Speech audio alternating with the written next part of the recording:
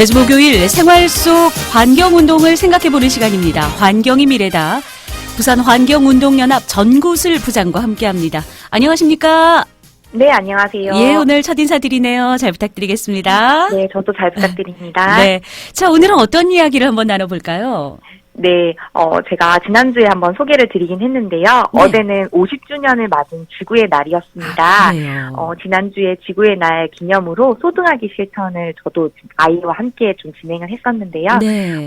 제가 자주 이용하는 커뮤니티에도 많은 분들이 8시부터 10분간 이렇게 지구를 위해 10분간 이제 소등을 했다고 인증샷을 많이 올려주셨습니다. 네. 이러한 작은 실천들이 쌓여 우리 지구를 살릴 수 있다고 믿고 있고요. 오늘은 GMO에 대해서 이야기를 좀 나누어 볼까 합니다. GMO. 네. 혹시 유전자 변형 음식 얘기하는 거 맞습니까? 네, 맞습니다.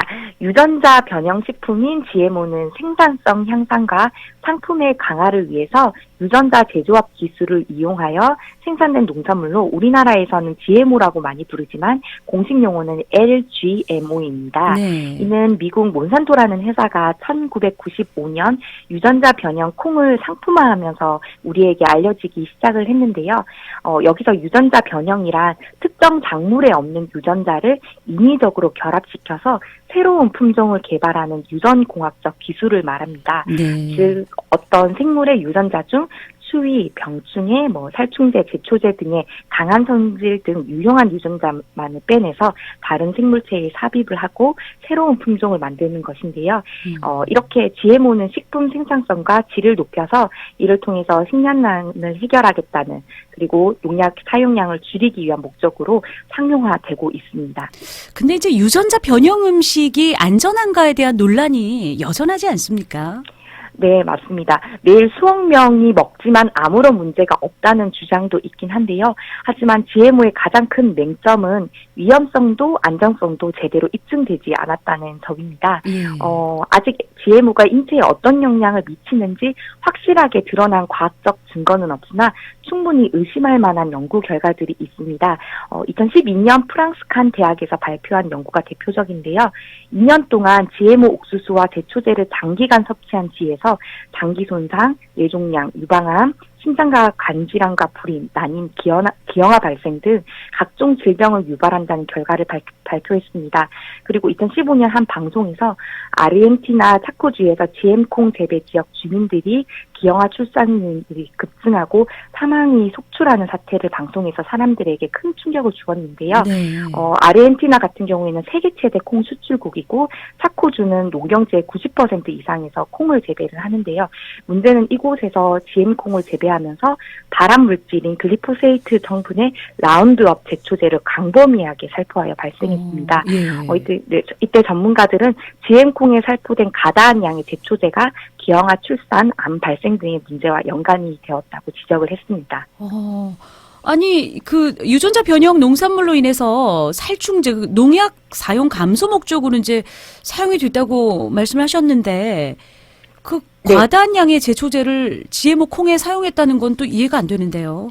네, GMO 사용을 주창하는 사람들은 GMO 작물이 제초제 저항성이랑 살충 효과가 있어서 농약 사용량은 줄어들고 생산량이 늘어난다고 말합니다. 그런데 이제 제초제 저항성을 가진 GM 작물을 처음에 심으면요, 네. 주변 잡초들이 수월하게 제거되지만 시간이 지나면 잡초들이 내성이 생겨서 제초제 사용량을 늘리거나 새로운 GMO 종자를 개발해야 하는 악순환이 반복됩니다. 네. 2016년 과학저널 사이언스 어드밴스시에 발표된 논문에 따르면 지난 1998년부터 2011년까지 미국에서 GMO 작물을 재배한 농가에서 오히려 농약 사용량이 증가했다고 밝혔습니다. 네. GMO가 식량 위기를 해결할 수 있는 유일한 대안이다라는 주장도 있지 않습니까?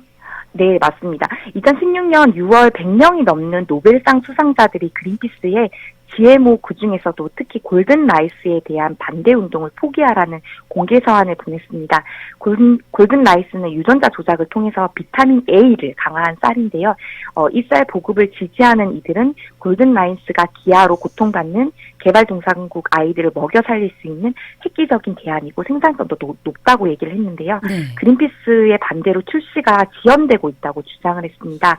그러나 그린피스의 논평에 따르면은 20년 이상 연구한 골든라이스가 개발되지 못한 이유는 환경단체들의 반대 때문이 아니라 비타민 A 결핍을 해결할 수 있다는 과학적 효과와 안정성을 입증하지 못했기 때문이라고 밝혔습니다. 네.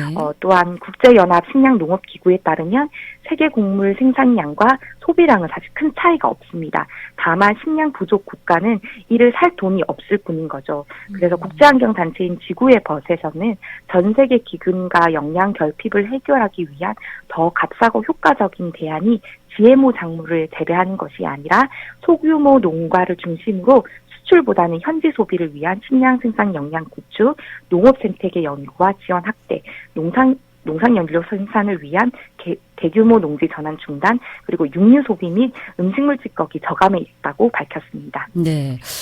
뭐 이렇게 여러 가지 안정성 논란은 계속 이어지고 있지만 유전자 변형 음식이 이제 우리의 식생활에 깊숙이 침투해 있는 건 사실이에요.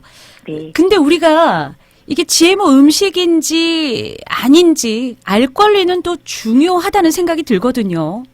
네, 맞습니다. 마트에서 쉽게 구입할 수 있는 두부, 된장, 고추장, 간장 등의 원료로 사용되는 수입산 콩 역시 대부분이 GMO입니다. 그래서 저희 식탁에서 GMO 거의 빠질 수 없는 구조인데요. 네. 실제로 2018년 경향신문 보도에 따르면 시중에 유통되고 있는 수입 콩 두부 제품 8개 중 7개에서 GMO 유전자가 검출이 됐습니다. 한국 같은 경우에는 연간 1,000만 톤의 GMO 곡물을 수입을 하고 있고 1인당 GMO 소비량은 45kg으로 세계 최대 수준입니다. 네. 이렇듯 GMO는 이미 우리 일상 속에 깊게 침투해 있지만 허술한 표시제로 인해 우리가 먹는 것이 GMO인 줄도 모르는 상황입니다. 현재 우리나라의 법률상으로는요, 간장, 기름류, 당류 모두 GMO 표시를 의무화하고 있지 않고요. 네. 뿐만 아니라 후대 교배종은 추가적인 검사 없이 바로 승인이 되고 있는 상황입니다. 이는 소비자의 알 권리에 대한 침해로 기업들이 원료를 기준으로 표기를 하고 이를 바탕으로 소비자가 판단하는 것이 가장 바람직한 방향인데요. 네. 따라서 저희 환경단체 같은 경우에는 GMO 완전 표시제가 필요하다고 계속 주장을 하고 있습니다. 네. 이렇게 우리 안전한 밥상은 우리 관심으로부터 시작이 되고요.